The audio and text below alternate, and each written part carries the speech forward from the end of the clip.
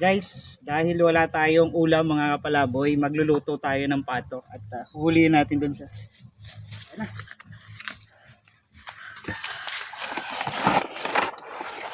Ito na.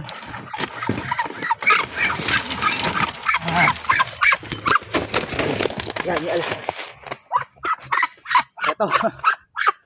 Ito yung ulamin natin mga kapalaboy. Yan. Ito.